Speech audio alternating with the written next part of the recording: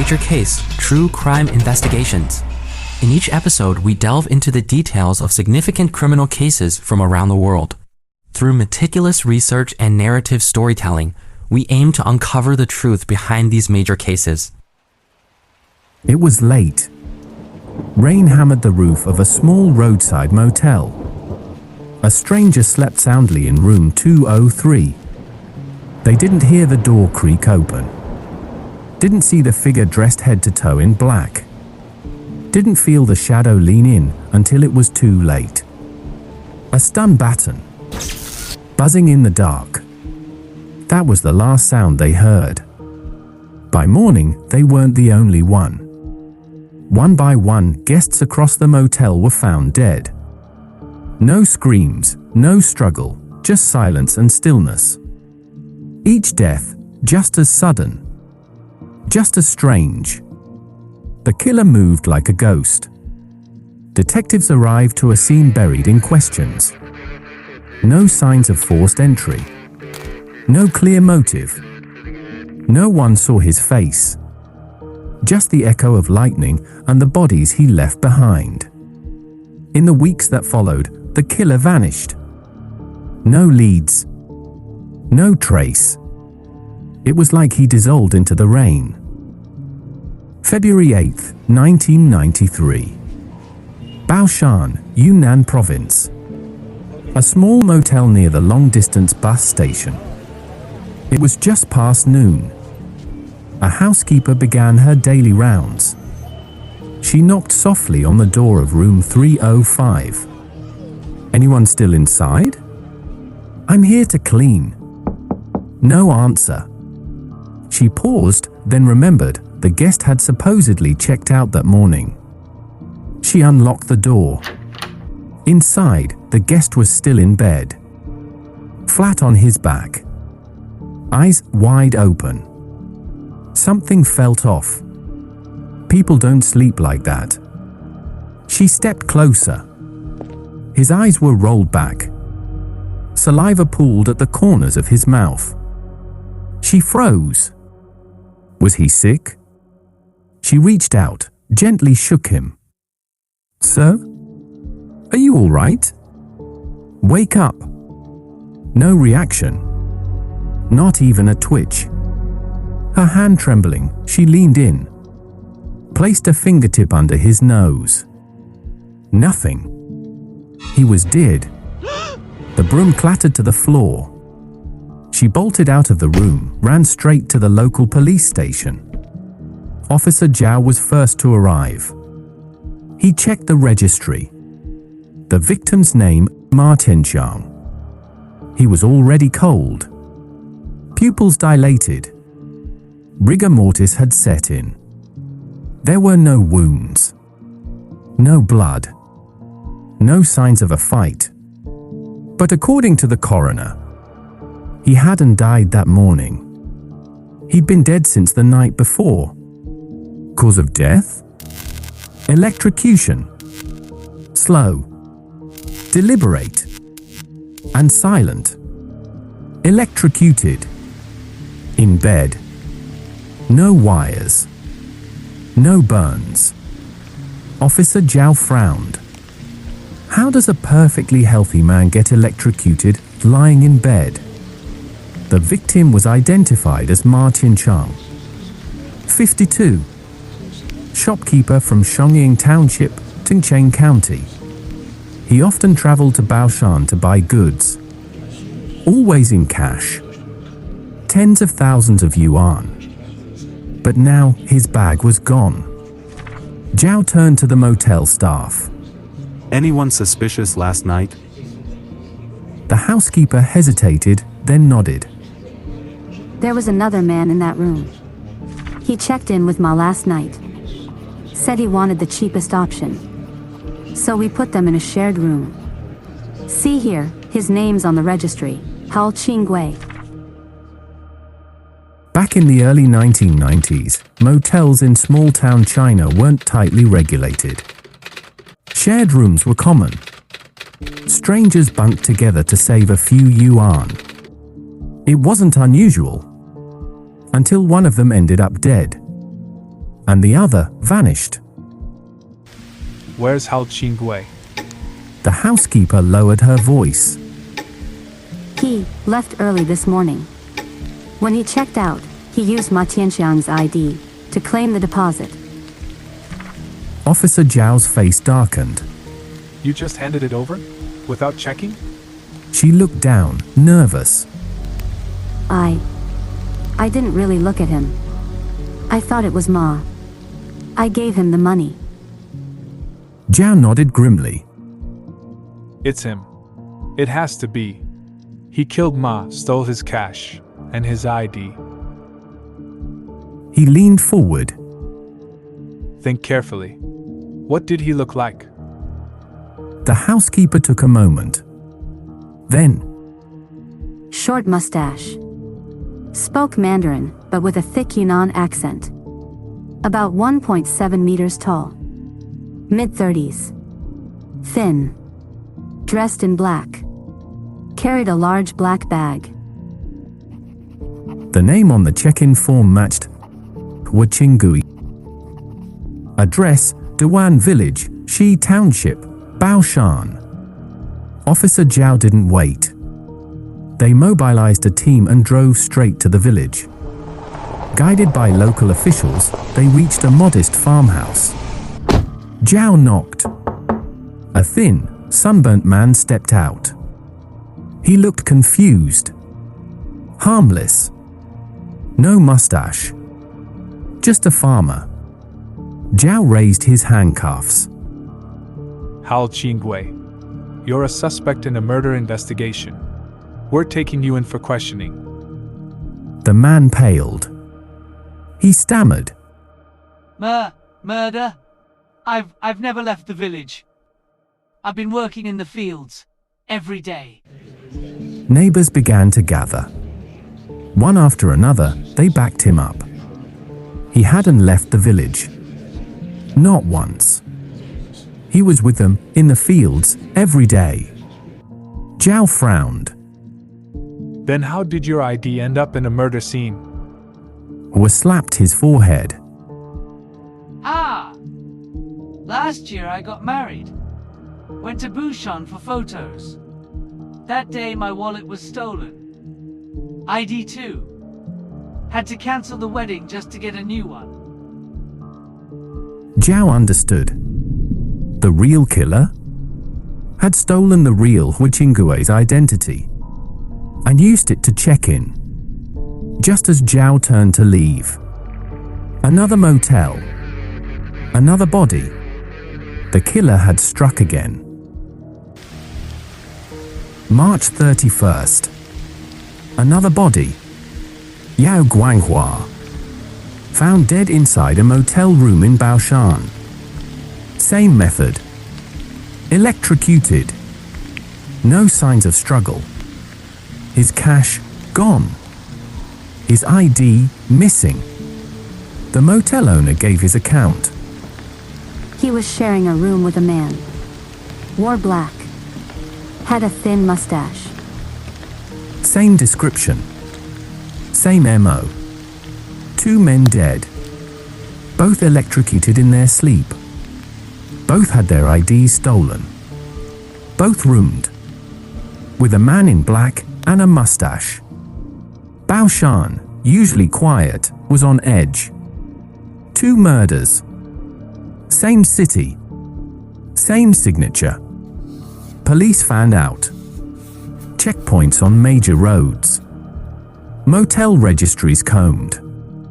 Streets under surveillance. The hunt was on. They were after the man with the mustache. But he was always a step ahead. He sensed the net tightening. And before the police could close in, he slipped onto a night train. Next stop, Delhi. April 22nd. Late afternoon. A familiar figure walks into a modest inn in Delhi. Dressed in black. Mustache. He steps up to the counter and places an ID on the desk. Got a cheap room? He asks. The clerk looks up. Yeah. Room 208 is a shared room. Someone's already in it. That's fine. He replies. I like company. She picks up the ID. The name reads Yao Guanghua. But something doesn't sit right. The photo. The face. She hesitates.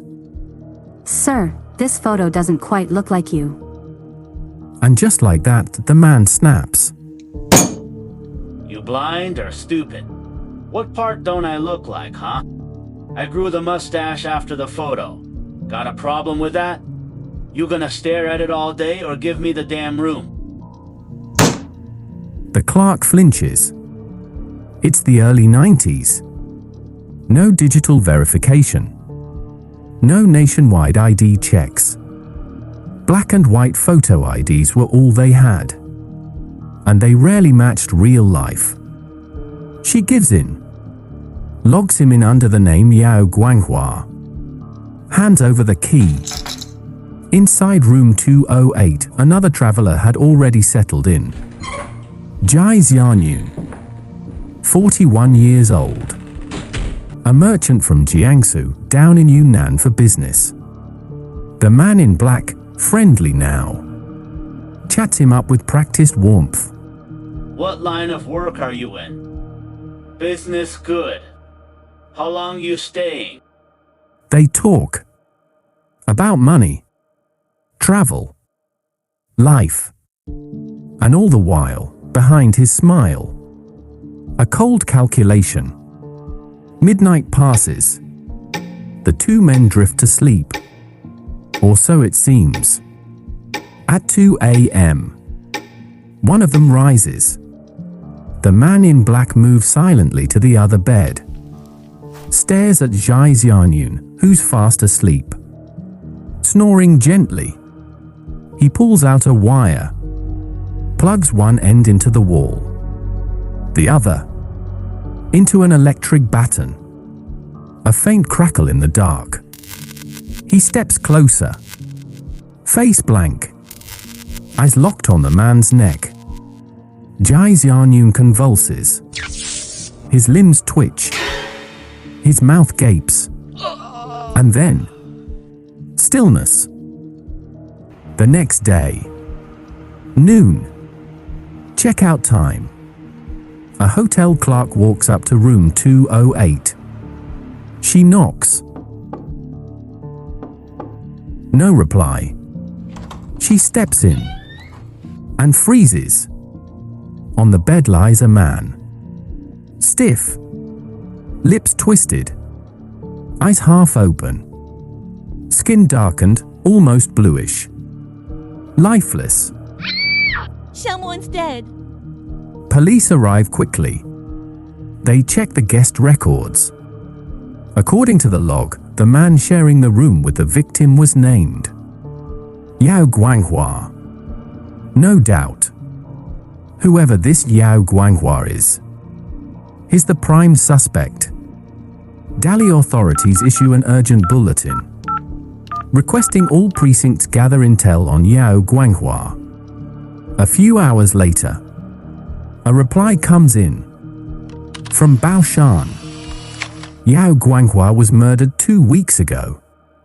The room falls quiet. A dead man is now a suspect. Baoshan police weigh in again. The pattern is too familiar to ignore. A killer checks into cheap lodgings, presents a stolen ID, stays in shared rooms, waits for nightfall, then uses a makeshift electric device to kill, steals everything, and disappears by morning. He changes names, changes towns, but his method stays the same. Now, 3 cities are on alert. A nameless man, a growing body count, and a trail of stolen identities, with a 3rd victim dead. Police from Baoshan and Delhi finally reached the same conclusion. This wasn't random. This was a serial killer. A man drifting from city to city, A killer with a pattern. A name no one really knew. Just a face with a mustache. They formed a joint task force. 2 cities. 1 suspect. 1 mission. Find the man with the electric weapon. But tracking him? Impossible. He moved like smoke. In and out of towns. Always 1 step ahead. Back then, police had no idea.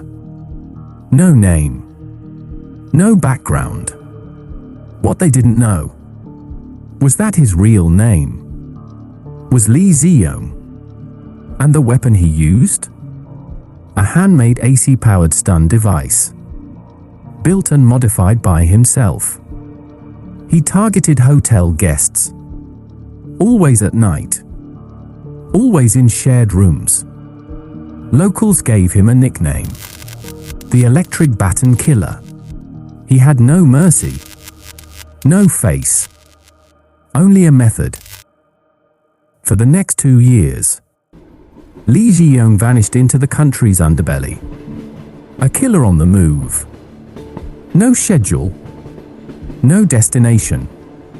Just a suitcase, a fake ID, and a homemade electric weapon. He traveled across 8 provinces, checking into one hotel after another. And at night, he hunted. He waited until his roommates were fast asleep. Then struck. Swift, silent, fatal. 25 people. All killed in their sleep. All robbed of cash. Their identities stolen. Cities grew restless. Business travelers lay awake at night, wondering if he was just 1 bunk away. He became a phantom. A name no one knew. A face that haunted every cheap inn across the map. He wasn't just a killer. He was fear itself. A walking horror story.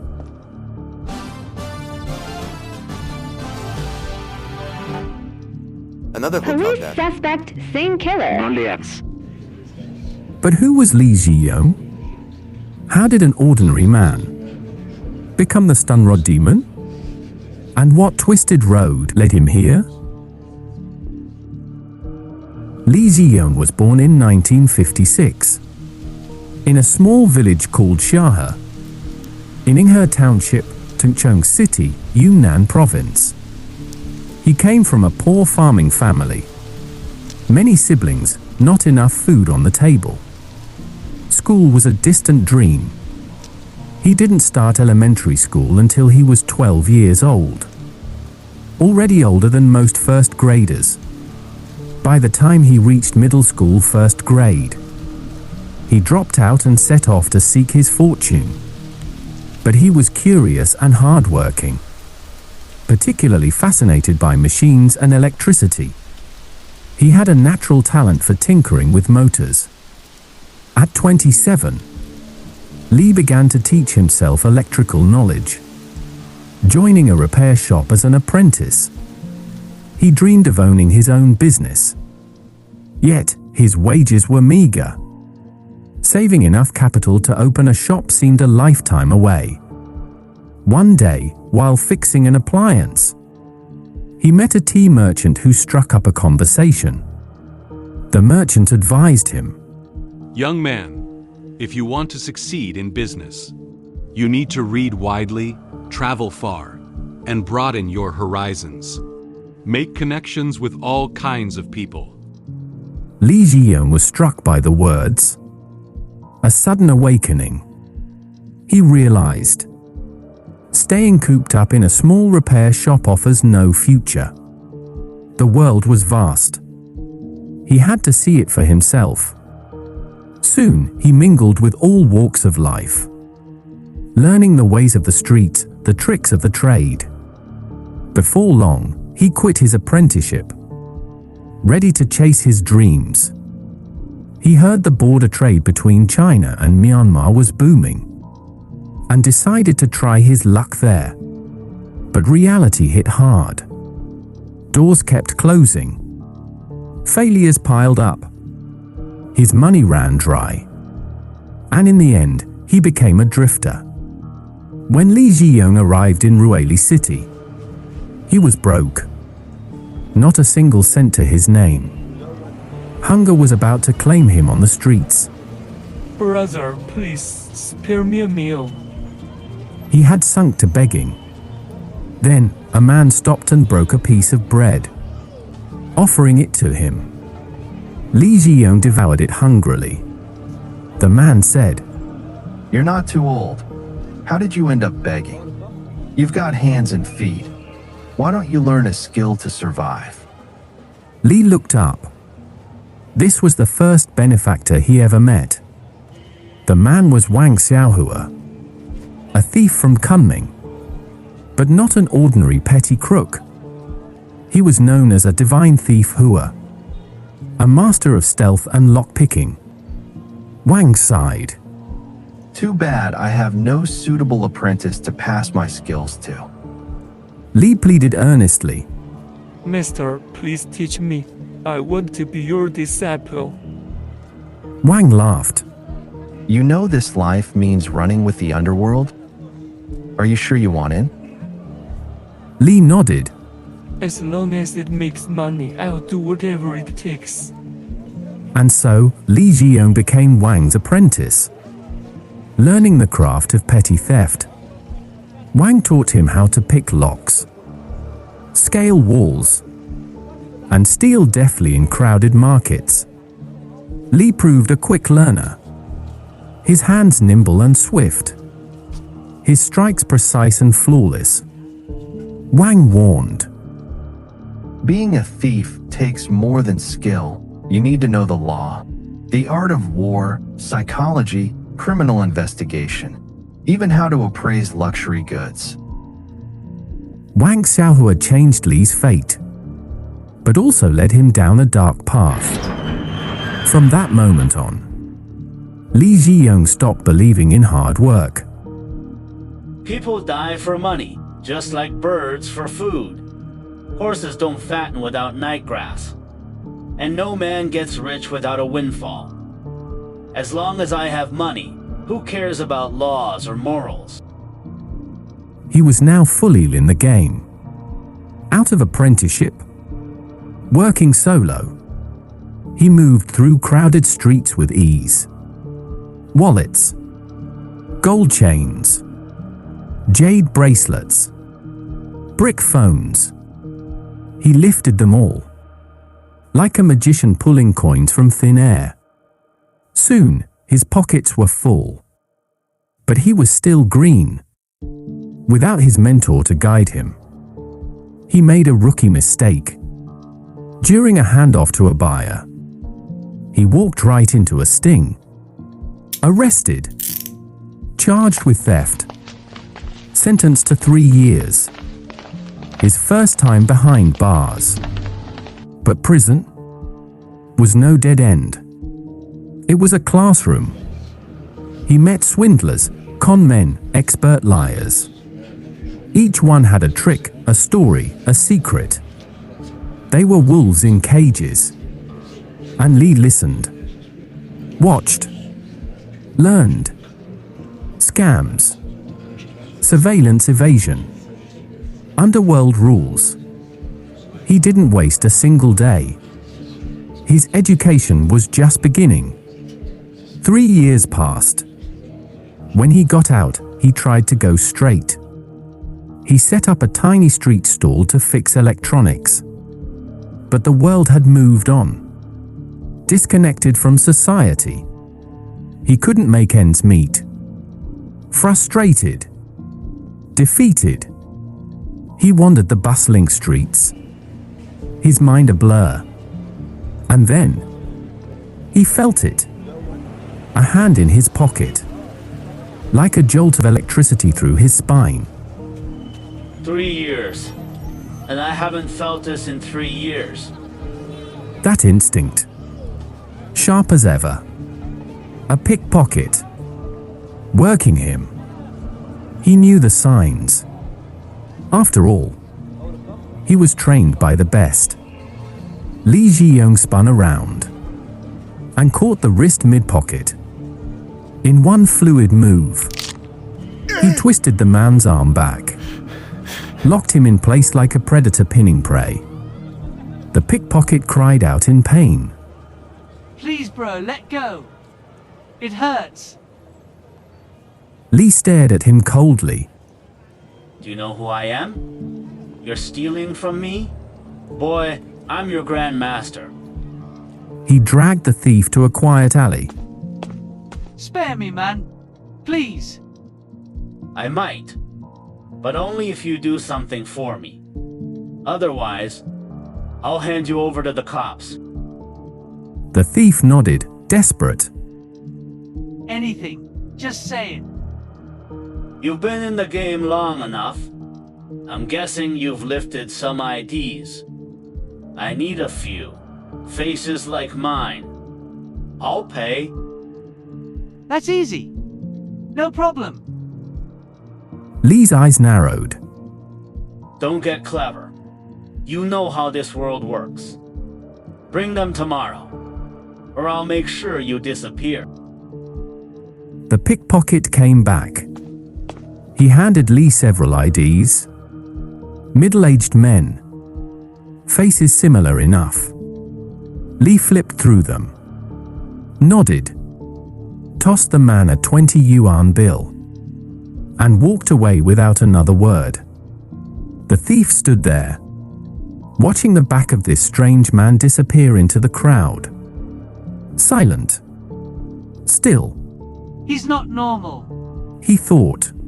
No one collects fake IDs like that, unless they're planning something big. And he was right. Lee Ji-young was done playing small. With those IDs in hand, he was about to go into business. Big business. February 1st, 1993. Tingchong, Yunnan Province. Lee Ji-young checked into a local inn using a fake ID. Money's tight. He told the innkeeper. Can I share a room with someone? The owner didn't blink. Cheap travelers made requests like this all the time. He handed Lee the key to a two-person room. Later that evening, the door opened again. A tall, broad-shouldered man walked in. Muscular, weathered by the road. Lee made small talk. Just enough to learn the man was a traveling businessman. And businessman, Lee figured, usually carried cash. He had his mark. That night, as the stranger slept, Lee moved. Slow. Quiet. A length of rope in hand. He slipped it over the man's neck and pulled. But the man woke. Fast. Strong. He was trained. And furious. They fought. Hard. Lee couldn't overpower him. His plan was ruined. His cover blown. Panicked, Lee grabbed his bag and ran into the night. His first attempt at murder. A failure. He vanished into the darkness. Heart pounding. Later, he sat alone. Frustrated. Humiliated. But not defeated. Failure, he muttered, is the mother of success. This wasn't like the pickpocket tricks Godhand Hua had taught him. This was a new game. A different game.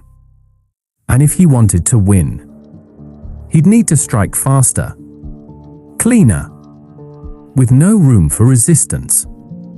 One shot. One kill. Lee Ji-young knew his hands weren't enough. If he wanted to kill swiftly, cleanly, he needed a weapon. He had a background in electrical repair. And now, a new idea. He built it himself. A crude electric baton, wired directly into a hotel room wall socket. The head? Conductive metal. touch it to flesh, and it could drop a grown man in seconds. Hold it longer, and the current would scorch the skin black. He admired his work. Now I've got my own Excalibur. He said, smirking. Time to raise some hell. Li Ziyong had crossed a line. No more hesitation. No more trial and error. Now he killed. February 8th, 1993. Baoshan City. A man named Ma Tianqiang checked into a local inn. He never checked out. March 31st. A guest house in Dali. Victim, Jai Xianyun. May 1st. Kunming. Bus station guest house. Victim, Wei Yongxiong. August 29th. Chuxiong. Another bus station inn. Victim, Hu Huanan. Police found aphrodisiacs beneath the victim's pillow. They chalked it up to an accidental overdose. They were wrong. September 3rd. Back in Dali. Li struck again. The victim, businessman Wang Qinliang, was found dead. Thousands of yuan gone. 5 deaths. 5 cities. 1 pattern. In a matter of months, a silent wave of death swept across western Yunnan. Too silent. But someone was finally listening. The Yunnan Provincial Public Security Bureau launched a task force. Multiple cases. 1 suspect. All signs pointed to a single, methodical killer. The hunt had begun. The task force had seen killers before, but not like this one. He was calm, calculated, never loud, never messy. He always chose the same kind of place. Cheap, low-security inns. And he always asked to share a room. It was cheaper, sure, but it also gave him exactly what he needed. A sleeping victim, a closed door, and time. Once inside, he assembled a weapon from hotel power cords and his own crude devices. The result? A portable death trap. Efficient. Lethal. Then he vanished into the night. Cash in his pocket. Body on the bed. He never used his real name. Always fake IDs. Always one step ahead. Police had no face. No fingerprint. No name. All they had were fragments. A hotel clerk remembered a man with a thin mustache, dressed head to toe in black. Later, another clerk described someone different. Clean-shaven, short haircut, sunglasses. He changed everything. His hair, his clothes, his face. He understood the system. He knew how police worked. And he was always one step ahead. The Yunnan Provincial Police launched a full-scale manhunt. They deployed officers across the province, knocking on doors, questioning every hotel, every bus station, every face that didn't quite fit. But the killer was gone. After 7 deaths, he disappeared without a trace. Like smoke in the wind. Like a fox slipping through the trees. By the time Yunnan was in lockdown, checkpoints everywhere, soldiers on patrol, Li Ziyong was already gone. He was heading north, to Sichuan. He knew how to vanish. One strike, one move. Never linger. His first stop, Shichang. At a small inn called Jiaotong apartment. He handed over another stolen ID. Put me in a shared room, he said. That night, Deng Xiuliang never woke up. And Li? He disappeared before sunrise. Xichang was a satellite launch site, security was tight. So he moved again. And again. And again. What followed was a trail of death across the map. September 11th, Chengdu Station Guest House, 1 dead. September 14th, Xi'an Station Inn, 1 dead. September 16th, Luoyang, another. September 19th, Xingju. September 26th, Changsha. September 28th, 2 kills, 2 rooms, same night, in Hingyong. September 30th, Huaihua. October 1st, Guiyang. October 3rd, Liuju. October 5th, Flipu. October 14th, 2 more, Wuzhou and Jiaoqing. October 16th, Guangzhou. October 20th, double murder again, this time in Nanning. In just 40 days, he crossed 7 provinces, 11 cities, over 2,000 miles, 16 more people killed, bringing his total body count to 24. It was like a fever, like death itself had bought a train ticket. Every 2 or 3 days, someone died in their sleep. No screaming, no struggle, just silence. News outlets couldn't keep up. Headlines screamed of murder. Hostels emptied out. Travelers feared to check in anywhere. The killer had become a ghost, moving too fast to catch, too ruthless to stop. The fear spread, and so did he. The trail led to Guangxi, and there he struck again. Hard. The case overwhelmed local authorities. There were too many bodies, too many cities, too little time. It was now a national crisis. Beijing stepped in. The Ministry of Public Security took over. November 2nd, 1993. Top investigators from across China gathered in Nanning. 8 provinces. Hundreds of case files. 1 suspect. The ministry issued a national alert. This is the most brutal, most elusive, and most widespread hotel murder case since the founding of the People's Republic. It exceeds even the 1983 Tu Wang's case in danger and complexity. All police forces are to act without hesitation. Whatever the cost, this man must be found. And to add fuel to the hunt, they put up a reward.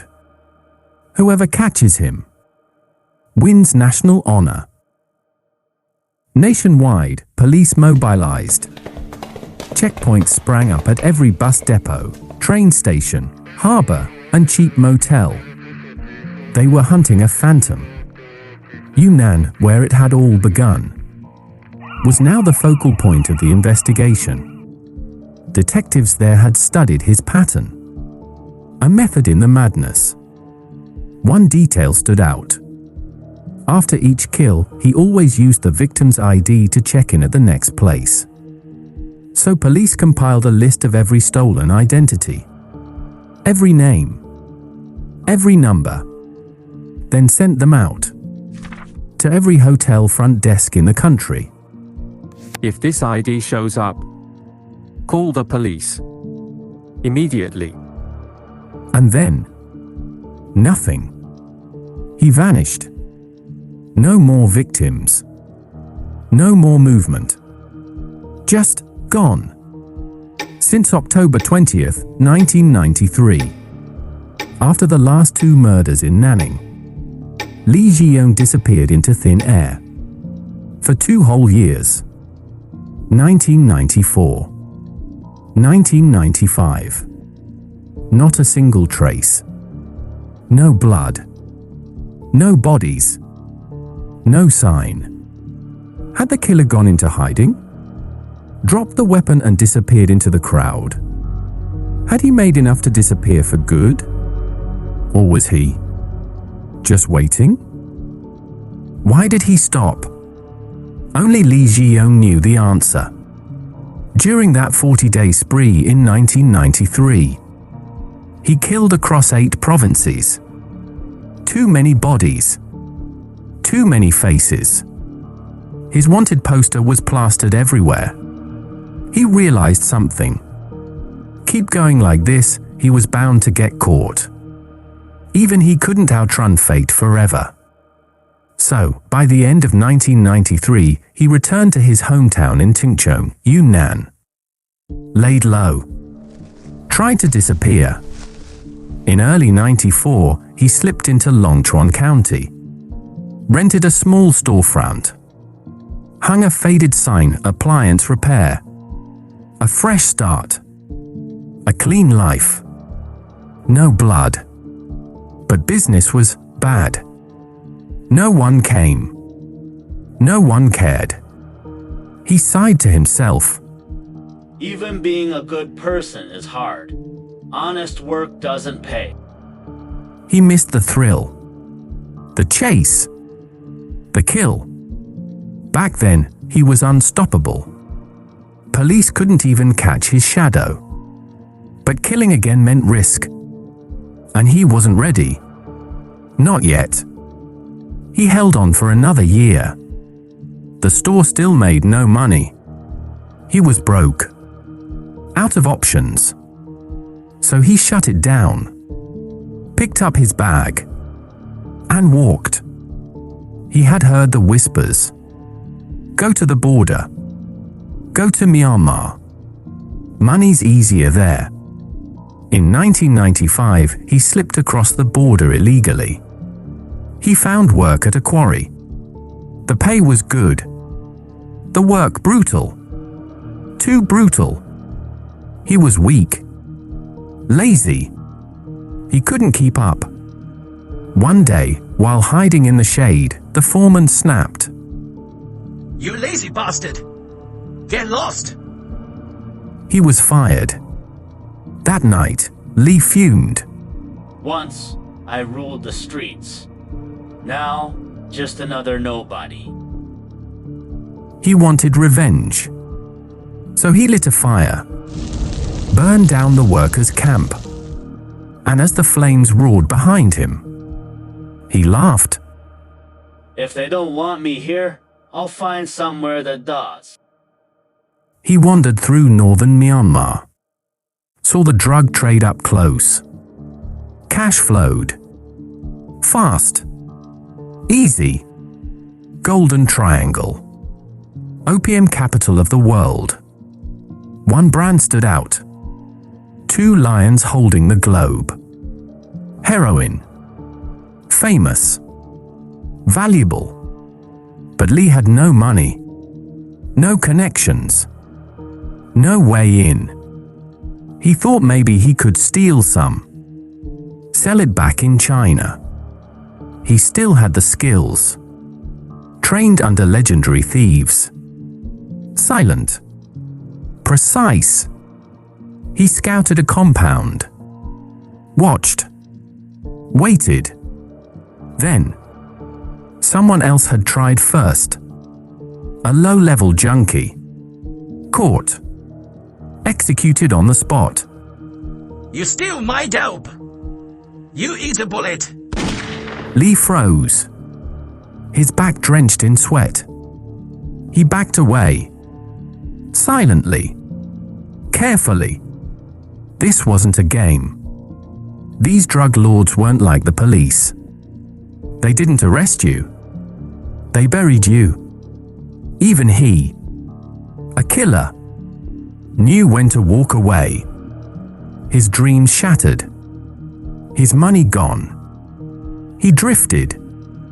Directionless. Myanmar had been a dead end. And so, in 1996, after more than a year abroad, Lee Ji-young crept back across the border. Back into China. Back into the shadows. Back to what he knew best. He stood at the border, Rueli. Crowds bustled. Markets thrived. Businessmen passed with thick wallets. No one looked twice at him. Li Ziyong watched. And something inside him, that cold, calculating thing, stirred. Why wander like an idiot? He thought. This is what I'm good at. Killing in hotel rooms. Taking everything clean. Silent. He'd done it before. Dozens of times. Never caught. Never traced. If he just stayed careful, who would ever know? 3 years. China had been quiet. But now, he was back. And with him came blood. A storm was coming.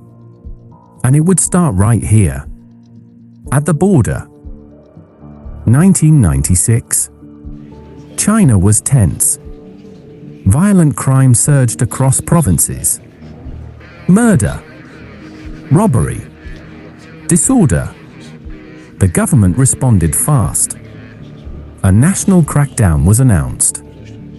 The second wave of China's Strike Hard campaign. And right in the middle of it, Li Ziyong chose to reappear. He couldn't have picked a worse time. April 17th, 1996. Rueli City. Border town. A guest house near the bus station. A man named He Jianqin was found dead in his room. No blood. No struggle. Just one thing. His neck was burnt. Electrocution. His money and ID gone. The local officers froze. That method. Too familiar. He's back. The killer who vanished 3 years ago. The one who left a trail of bodies across Yunnan. Now he had returned. The provincial police launched a full-scale investigation. Task force deployed to Rueli. Lead officer, Captain Zhu, reviewed the scene. The victim had shared the room with another man. Registered under the name Jiao Shenglong. Address, Lianzhou Town, Hepu County, Guangxi. Zhu reached out to Guangxi police. Hours later, confirmation came back. No such person. Fake ID. Li Ziyong was loose again. Somewhere in Rueli. And no one knew who'd be next. Zhu ordered an immediate alert. All hotels, hostels, inns. If anyone checks in under the names Jiao Shenglong or He Jianqin, call the police. Immediately. A trap was being set. But would it spring in time? For days later, luck finally struck. A suspicious man checked into a small hotel in Rueli. The receptionist, Xiao Hu, had been working all day. She was exhausted, resting her head on the front desk. Hello, I'd like a room. The man said, his voice low and steady. He had a small beard and sharp, scanning eyes, always looking left and right like a hawk on the hunt. Xiao Hu smiled, trying to hide her fatigue. Sure, sir. Please show your ID to register. The man placed his ID on the desk. Xiao Hu started writing. But then her pen froze. Gao Xinglong. The name on the ID matched the wanted suspect from the police alert. Heart pounding, Xiao Hu kept her calm and continued registering the guest. She studied the photo carefully. Which type of room would you like, sir? Private room 50 yuans. Shared dormitory bed 20 yuans. Both have hot water and TV. She said casually. The man interrupted. Just the cheapest shared room is fine. Xiao Hu quickly handed over the key. Once he went upstairs, she quietly dialed 110. This is Xiao Hu at Ruili Hotel. The wanted man Gao Xinglong just checked in. Within 10 minutes, armored officers stormed the hotel. Followed Xiao Hu upstairs, others guarded the perimeter. Room service. Xiao Hu called loudly. Here's your hot water kettle. Li Zhiyong was watching TV, sluggishly opening the door. Police officers stood there. Fear flickered across his face, then vanished. He masked it with calm. Hello, we're from the police, routine check. Please show your ID. One officer said evenly. Li Zhiyong hesitated, then handed over the card. The officer glanced at it. Gao Shenglong, correct? You need to come with us for some questions.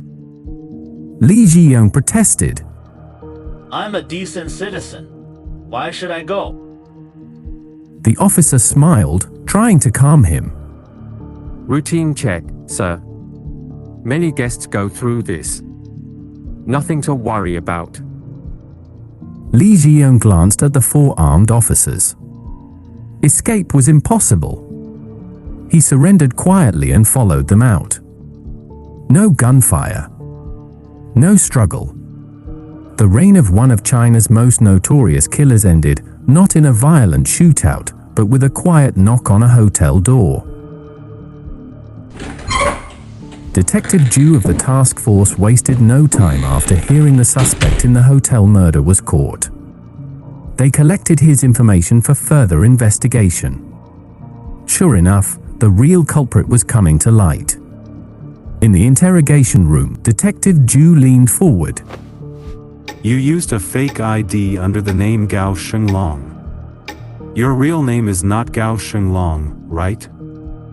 Li Zhiyong's mind raced. He knew denying it was useless. Right. It's a fake ID. I bought it for 100 yuan. Zhu continued. We found 2 more IDs in your bag, one for He Jianxin, the victim, and another for Li Zhiyong. Judging by the photos, you are Li Zhiyong, correct? Caught with his real ID, he admitted. Yes, I'm Li Zhiyong. So, you're the murderer. I didn't kill him. What evidence do you have? He Jianxin was killed in the hotel 4 days ago. His ID was in your bag. And the person who registered at the hotel was Gao Shenglong, that's you. The evidence is clear. Are you still going to deny it? Li Zhiyong fell silent, lowering his head. But he tried to resist, spinning a story. I acted in self-defense. He, Jianxin, shared the room with me. He tried to kill me in the middle of the night for my money. I accidentally killed him in defense. I fled because I was scared. Detective Zhu scoffed. Do you think we're fools? We have records of your previous crimes. He slammed down a thick stack of files. Over 20 hotel murders since 1993, all linked to him. Tell me, isn't this your doing? What? How do you know all this? Li Zhiyong was shocked. Your case is a high-profile one supervised by the Ministry of Public Security. Police nationwide are working together. You moved through 8 provinces, killing 25 people over more than 3 years. A case this big, how could it go unnoticed? Faced with overwhelming evidence, Li Zhiyong confessed. The ruthless Electric Baton killer, responsible for dozens of deaths, was finally arrested. Later that year, the court sentenced Li Zhiyong to death, stripping him of all political rights for life. The reign of the Electric Baton killer had finally come to an end. For law enforcement, it marked a major victory in restoring order to the chaos of the 1990s. Li Zhiyong's case didn't just end a killing spree, it forced change. In response to the lessons learned, China's hospitality industry began reforming. Shared rooms in budget inns slowly disappeared. Today, private rooms are the norm, with shared spaces only found in niche youth hostels. Looking back, the idea of sleeping in a hotel room with a total stranger, someone who might rise in the night with murder in mind, feels like something out of a horror film. But times have changed. As the economy improved, so did public safety. Cases like the hotel serial killings of the past are now rare. And that is progress. Hard won, but real. Thank you for listening to Major Case, True Crime Investigations. If you found this episode compelling, please subscribe and leave a review on your preferred podcast platform. Stay tuned for our next episode where we will explore another intriguing case.